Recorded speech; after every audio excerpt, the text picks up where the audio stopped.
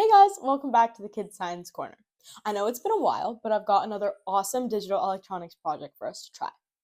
Have you ever wondered how a seatbelt car alarm knows whether to turn on or to stay off, depending on whether your seatbelt is on or off?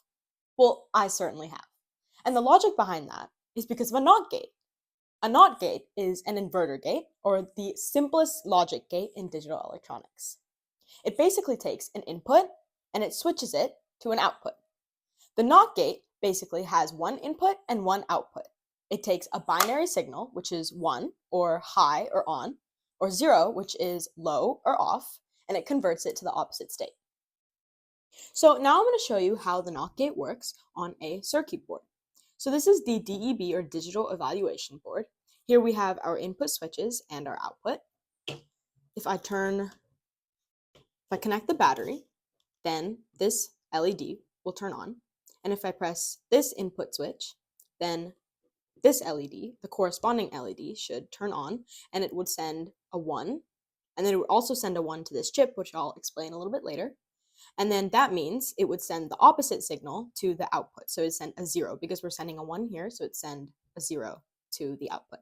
So let's go ahead and test this. So currently our output is on. So if I press this, then the input 1 will turn on, sending a 0 to the output signal. And if you're wondering what this is actually the main reason for all of this. This is a chip consisting of so many NOT gates. And even though it looks small, you can create many NOT gates with this chip. So all of this is basically happening because of this logic chip. So this is basically the NOT gate truth table. And each gate, like an AND gate or a NOR gate or a NAND gate, they all have truth tables. So you'll see if we have 0 as an input, we have 1 as an output, we have 1 as an input, we have 0 as the output. So it basically flips the signal. And this is just basically the internal circuit diagram for how all of this works.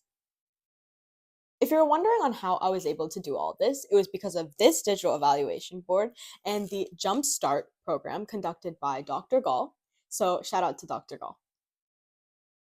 So this is basically a simple diagram on how the NOT gate works, and I'm going to explain it a little bit further. So first we have our power supply, which is our battery. We have our switch, we have resistors, and then we have our final LED, which will tell us like the output of our entire process. And then we have our transistor, and this is actually the most important part. So a transistor has 3 main components to it. So it has its base, it has its collector, and then it has its emitter. So let's say, for example, a transistor basically works based on like whether you give it current or not.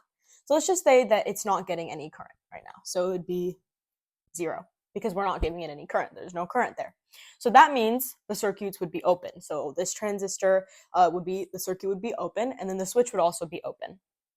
So I'm going to tell you how current basically flows through this. So it starts from here, and then it basically goes here, and then it comes down here. Okay, then it realizes that this switch is open, and current physically cannot pass through like something that's open, like this switch that's open, so it can't pass through it. So then it's going to go back here, and it's going to try this route, so it's going to go here. But then this transistor is also open, so it can't, like transistor circuit is also open, so it can't go through the transistor. So then its only path left is going to go here, and it's going to go to the LED, lighting it up, which gives it a 1 output. So if we have 0 for our input, then we have 1 for our output. Then the exact opposite happens when there is current given to the base. So that would be a 1. So the base would be getting current. So it basically starts from here, and then current goes here, and it also goes here. So the current coming here, and the switch would be closed because we're giving it a 1, okay, because it's 1. So there is current, so the switch would be closed. So it would be able to go here and then come through here, and then the current coming here would be able to pass through this because this circuit is also closed because it's a 1. So it'd be able to come here and go through the transistor. But then it decides what path is easier, because current always takes the shortest and easiest path. So is it going to go here and come here, or is it going to go here? Well, here we have an open route to this.